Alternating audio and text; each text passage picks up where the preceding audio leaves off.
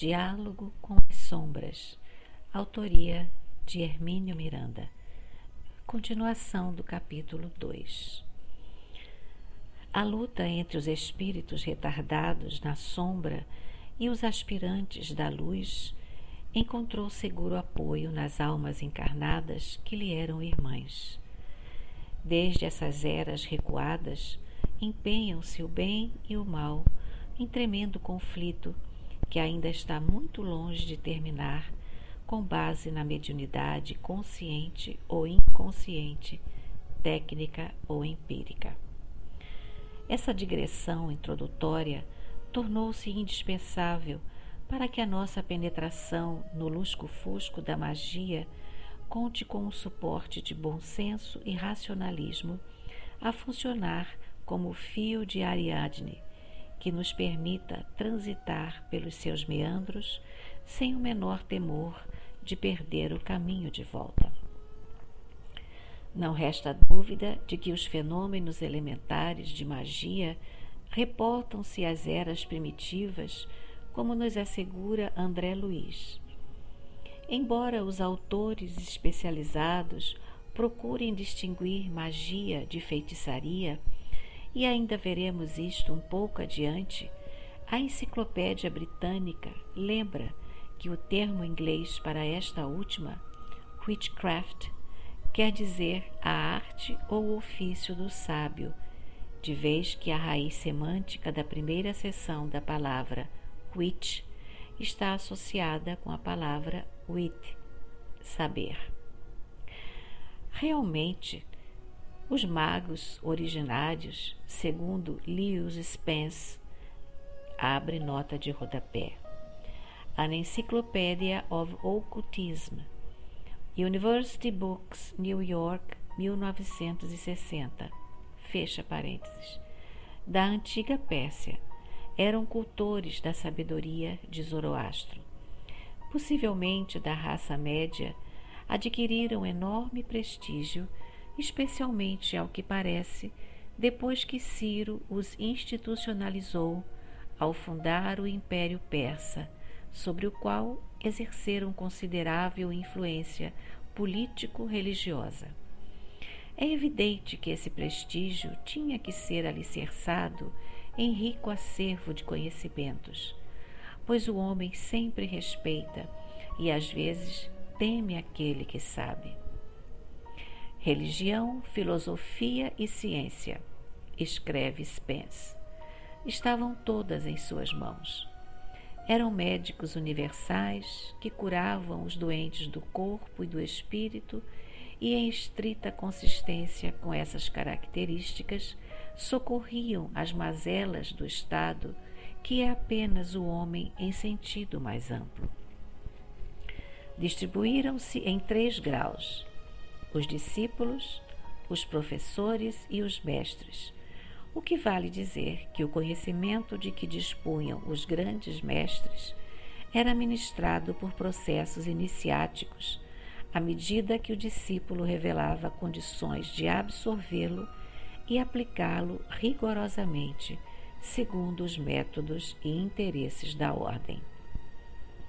A organização correspondeu generosamente ao apoio que recebeu de Ciro, muito contribuindo com seus recursos para a consolidação das conquistas do rei persa. Mas por volta do ano 500 a.C., entrou em desagregação, especialmente por causa da tenaz perseguição de Dario Estapes. Emigrações em massa espalharam-nos pela Capadócia e pela Índia, mas ainda eram uma força respeitável ao tempo de Alexandre, o Grande. Abre parênteses, 356 a 323 a.C., fecha parênteses, que, segundo Spence, sentiu-se enciumado de seus poderes. São profundas as implicações da magia em alguns cultos religiosos, mais intensamente, é claro, dos primitivos, tanto quanto na medicina, na astrologia, no magnetismo, na alquimia e em certas correntes místicas que prevalecem até hoje.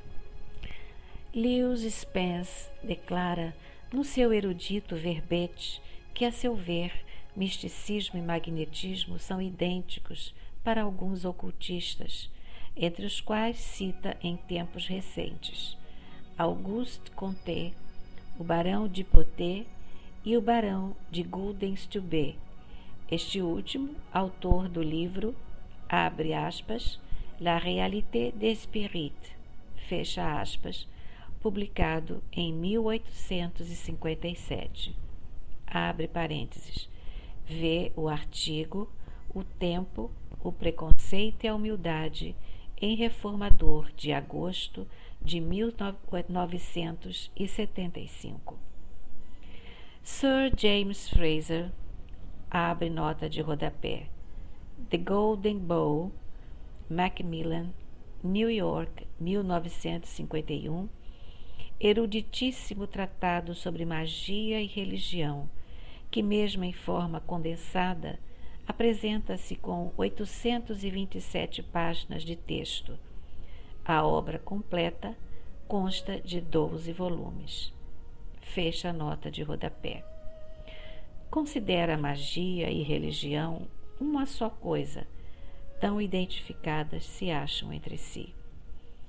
Isto é provavelmente verdadeiro para as primitivas crenças, mas não para as religiões mais recentes, que, embora conservem sinais exteriores dos cultos antigos, símbolos, ritos, fórmulas, encantações, perderam contato com os seus aspectos esotéricos. Um conceito reproduzido por Spence informa-nos que o apelo aos deuses constitui prática religiosa, enquanto a prática da magia tenta forçá-los à complacência. A religião é frequentemente oficial e quase sempre organizada, enquanto a magia é usualmente proibida e secreta. Embora Spence nos fale da magia na Pérsia, sabemos que ela floresceu amplamente no Egito, muito antes da época citada na sua obra. Os livros mediúnicos de Rochester, vários deles publicados pela FEB, narram com minúcias de extremo realismo processos terríveis de magia e ocultismo, como em, abre aspas, O Chanceler de Ferro, fecha aspas, e, abre aspas, Romance de uma Rainha, fecha aspas. O segundo livro do Antigo Testamento, o Êxodo, especialmente nos capítulos de números 5 a 13, narra o duelo entre os magos egípcios e hebreus ante a aturdida expectativa de todo o país.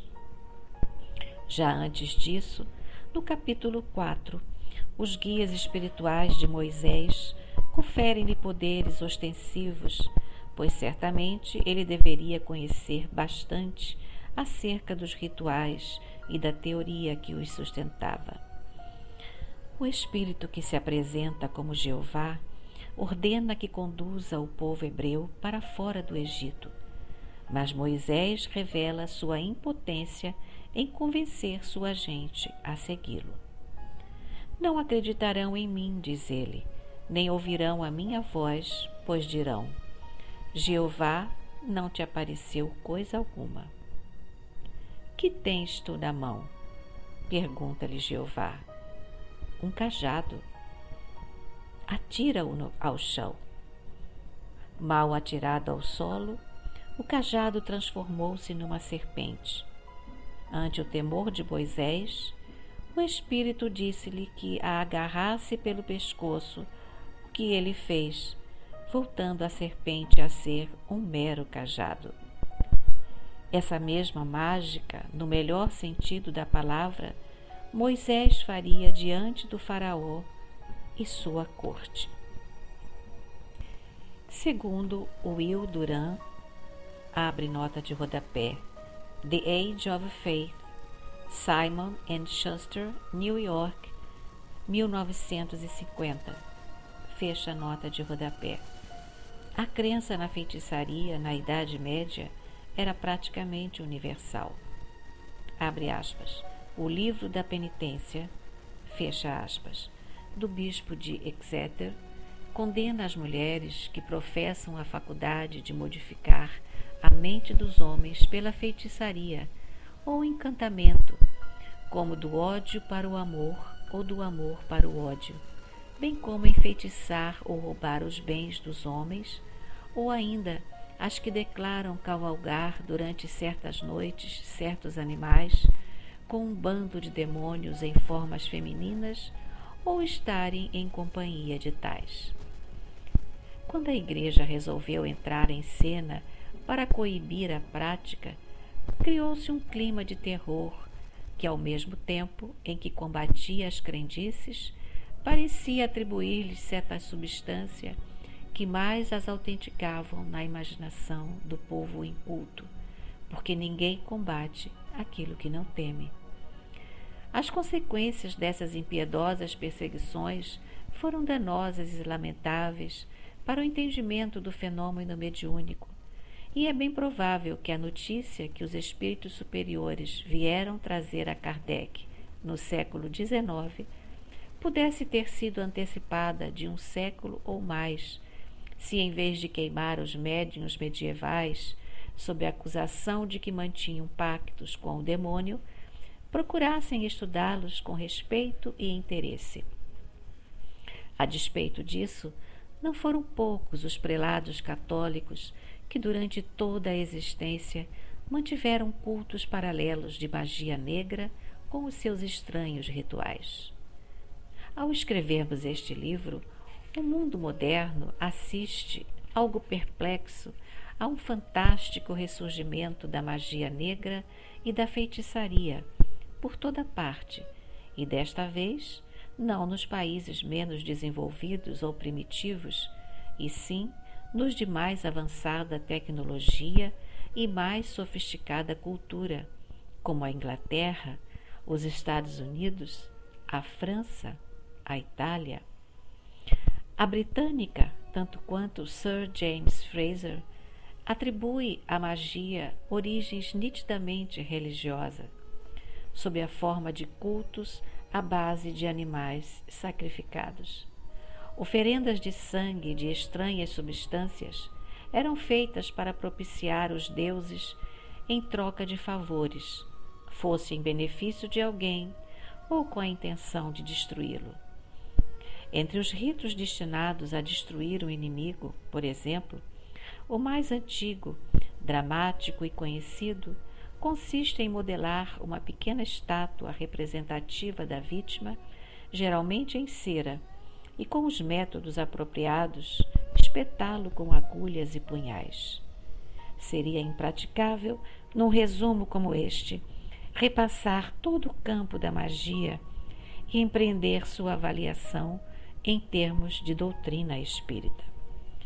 Poderemos, não obstante, tentar oferecer algumas noções colhidas em alentados livros facilmente encontráveis no mercado, praticamente em todas as línguas vivas. Um desses autores é o médico francês Dr. Gérard Encausse, contemporâneo de Allan Kardec, que, sob o pseudônimo de Papus, escreveu abundantemente sobre o assunto. Seu filho, o Dr. Philippe Encausse, também médico, revelou igual interesse pela matéria, produzindo algumas obras sobre o assunto, como, abre aspas, Ciências Ocultas e Desequilíbrio Mental, fecha aspas. Colheremos algumas informações na obra de Papus intitulada, abre aspas, Tratado Elementar de Magia Prática, fecha aspas. Abre nota de rodapé. Tradução de Enediel Chalá, 1974. Quinta edição da editorial Kier, Buenos Aires, do original francês, abre aspas, Traité élémentaire de magie pratique, fecha aspas. Antes de mergulharmos no seu livro, creio útil transmitir ao leitor espírita uma ideia da posição de Papos em relação ao espiritismo. Abre aspas.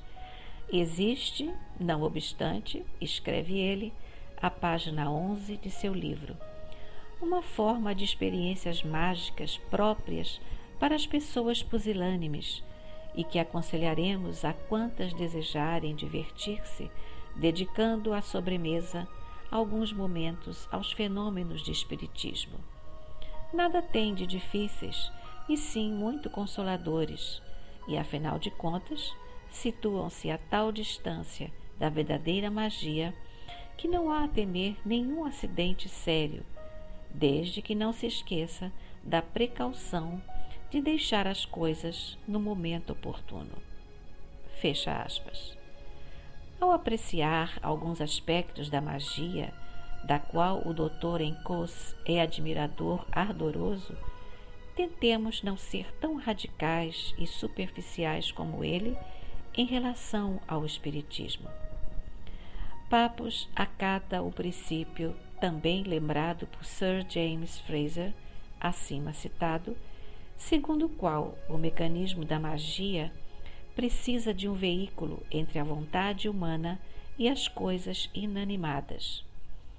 Na opinião de Sir James Frazer, toda magia baseia-se na lei da simpatia, ou seja, as coisas atuam umas sobre as outras à distância por estarem secretamente ligadas entre si por laços invisíveis. Abre aspas. Para isso, escreve Papos, o operador deverá aplicar sua vontade, não sobre a matéria, mas sobre aquilo que incessantemente a modifica, o que a ciência oculta denomina o plano de formação do mundo material, ou seja, o plano astral. Fecha aspas. Esse plano os magos concebem como sendo as forças da natureza, das quais, por certo, tanto se utilizam os trabalhadores do bem como os outros.